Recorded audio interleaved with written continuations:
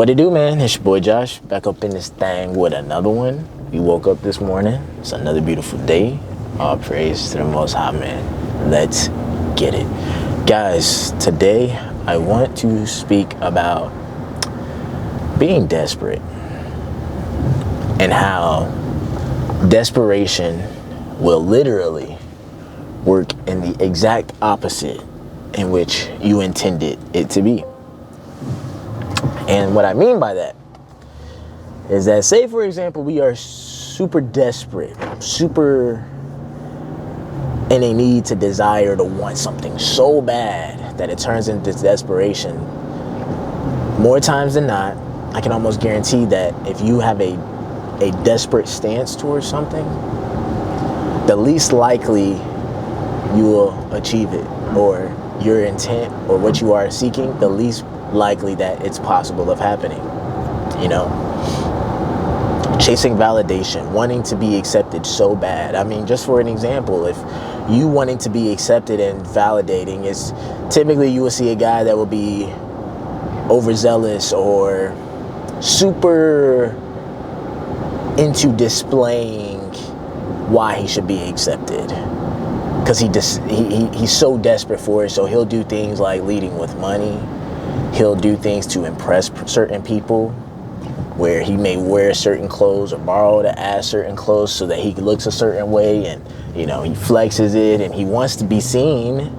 And when we allow that desperation to get us to act in those type of ways, the validation, the acceptance that the person may have been intended or looking for, is usually looked at as somebody who has clown behavior or somebody who acts corny. You know, when you can tell when somebody is doing things to be accepted, you can tell when somebody's kissing ass, you can tell when somebody's just doing things just so they can be seen.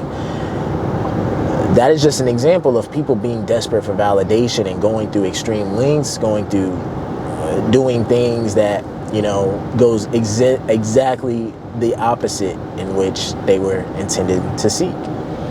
I.e., like, they want to be accepted, they want to be liked, so they do a bunch of things to be liked, and end up, by acting that way, people end up not liking them at all, based on how they're acting, based on, oh, you're too cocky, oh, you're doing this, you're doing that. When you're desperate for a girl to like you, you know, you're going to text back super fast. You're going to double text, triple text. You're always going to say, hey, what's up? Did you forget about me? Hey, making sure that, you know, whatever it is that you're desperate for her attention, desperate for, you know, her acceptance, you know, that's going to turn her off. She's going to look at you as a nice guy. She's going to, if she had any sort of attraction towards you, the more that you begin to act more and more desperate, it becomes to work the opposite. She tends to become least attracted to you or less attracted to you and things of that way. And so I want to tell you that whatever you're chasing, whatever you're desperate for, if you continuously chase it, it will escape. What you chase escapes, simply put. And so the mindset shift that you must put in place is, you know, having faith and trust and embracing who you are, that you don't need to act or do certain things to get what you want. You just get what you want just by being who you are. And you don't act desperate with everybody on an everyday basis with everything. You only act this way when it comes to seeking validation for certain people. Somebody who you don't seek the approval for, somebody who you don't seek validation, does not make you don't act in a desperate manner seeking their validation. You only turn this switch on whenever you are controlled by your desire so much to the point where it has you acting in a certain way that actually is working against you.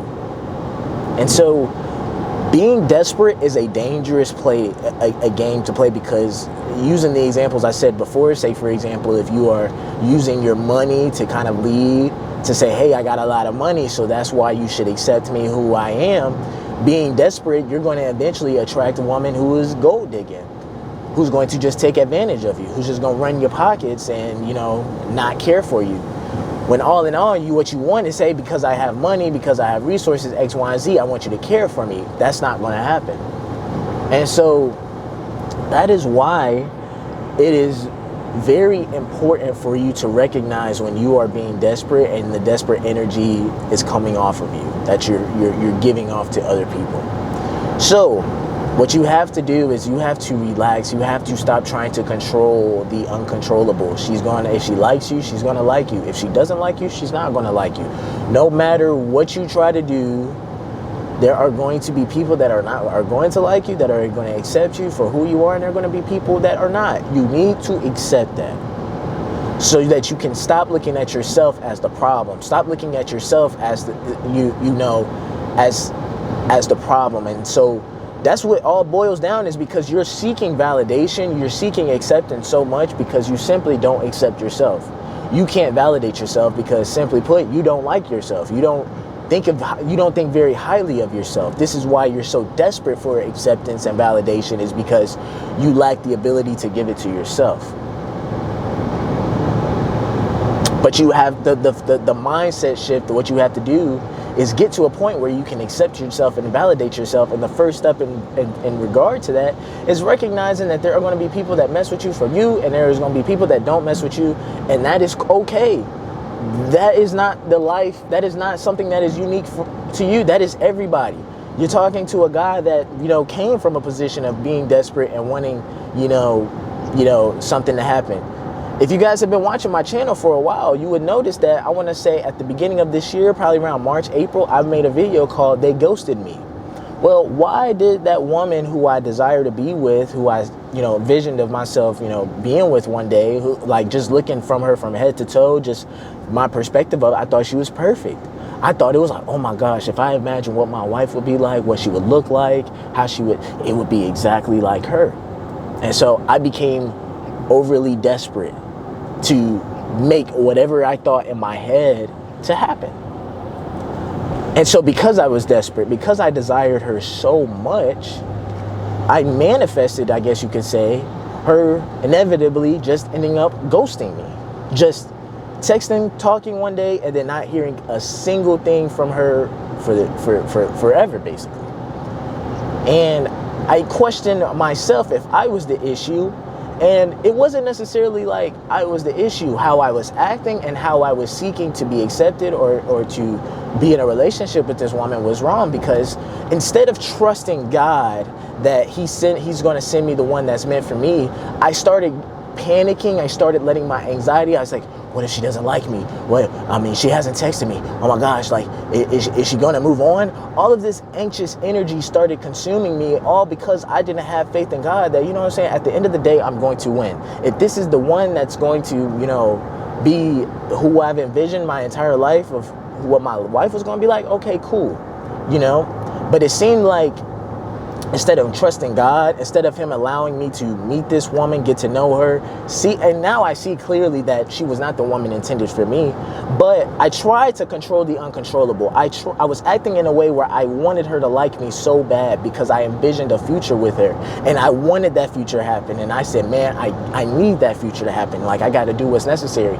And instead of praying on it, instead of putting God in the center of it, instead of chasing God's direction, chasing him, being closer to him, I was chasing this woman. I was chasing my earthly desires as opposed to chasing him, because not once did I consult with God. Not once did I, wonder if, have faith that God, if this is the one, I'm not going to act in a way or be any different than I normally would be. But whenever I met that woman, I started acting differently. I started acting as a person who did not have faith in God that he would send me the one. I thought it was too good to be true. I thought for some reason that, I wasn't deserving of it. I was thinking that all of these negative things about myself. Basically, I did not give myself the validation and the acceptance that I needed to let me know that I am enough, that God has made me the way that he has made me, and that I don't need to act or do certain things or wonder or question or try to control things that I can't control to try and get to what I want. God knows what I want, and I'm going to trust and have faith in him that he's going to give me what I want.